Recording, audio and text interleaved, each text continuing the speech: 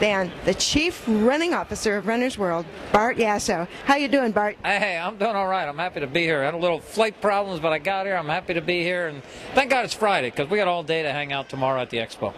Well, Bart, you know, we're happy to see you on a day when you've become just a little bit more famous.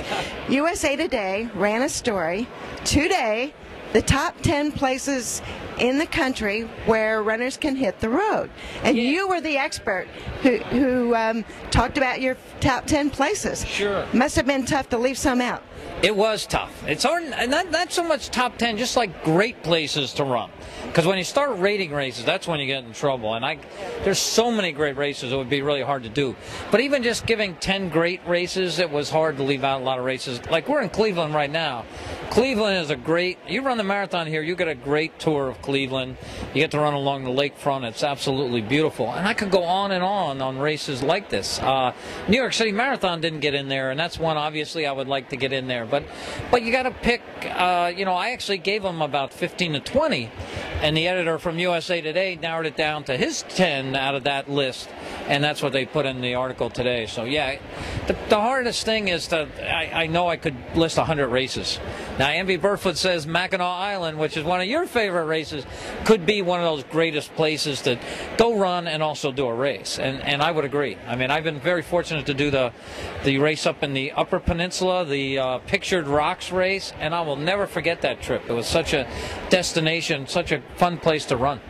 It is a fun place, and it's got a famous venue as part of the race. It's called Stink Hill. Stink Hill, I remember it well, and I remembered how they said it can be cool or it can be hot, and it was actually a warm day. It was about 90 degrees the day of the race, but the next day it was like 50 degrees when the wind changed and the coolness coming off Lake Superior. But just a gorgeous, gorgeous place. And I do remember that Stink Hill. We went straight up and then straight down. It seemed like a lot of fun. Yeah, it is a fun one. As a matter of fact, as Chief Running Officer, one of your assignments is to go run in unusual places. Yeah. Have you done anything that's unusual lately? You know, not as crazy as I used to do. The most unusual place I've run lately is in Iceland, the Reykjavik Marathon, which is a really beautiful place and absolutely a gorgeous race. And Iceland is it's not as remote as most people think. I mean, it's a 6.5-hour flight out of New York City. But once you get to Iceland, it's just a beautiful community. The people there love to run. They really embrace the race, and it's a lot of fun. It must be fun to see somebody who comes in for a race like that. Oh, yeah. Yeah, this was it was a true collection of people from all over the place came into Iceland. It was a lot of fun. Well, speaking of the adventures you've had, you wrote a book last year called My Life on the Run. Yeah. And you have a lot of stories in there. Some of them are running adventures and some are not. And it's a way for people to get to know you a little bit better. What are some of the things that people are most interested in talking to you about? Yeah, you know, it's very interesting. I've been on this book tour for 13 months. The book has been selling very well, so I'm still out here selling it. But it's been interesting that I open up in the early chapters of my book on my childhood and things I did wrong in my earlier days.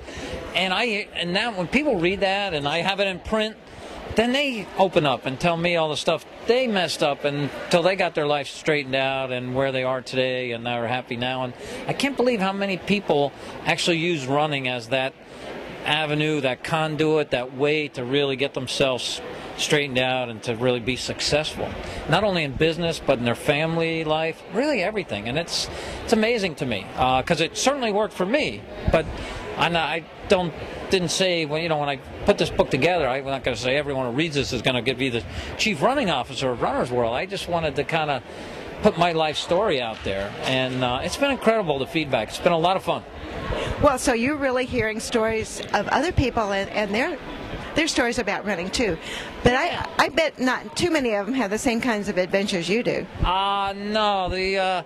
And some of those races are better done vicariously, like the Badwater race, which is when I did it was 146 miles, now 135 miles, and the Bare Buns Run where they make you take off your clothes. Some of those races can be done vicariously. You just read the book and laugh at the chapters. But then some of the people are taking the challenges on some of those tougher races, and I hear from people all the time. I do a chapter on riding my bicycle across the United States, which I've done twice, and I get that message a lot.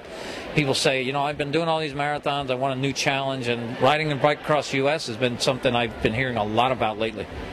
I bet that's true. So there it is, My Life on the Run, Bart Yasso. It's one of the best reads you'll ever have. I certainly enjoyed it. And Bart, we really appreciate your talking about it and being here in Cleveland to talk about the wonderful marathon here. Hey, I'm excited. We're so fortunate to be in this great sport of running, because it is the greatest sport on the planet. And I'm just happy we get to work together. And every weekend we're in a cool city and hanging out with the greatest people. That's right. So thank you very much, Bart. We'll see you on the roads. All right. Thank you.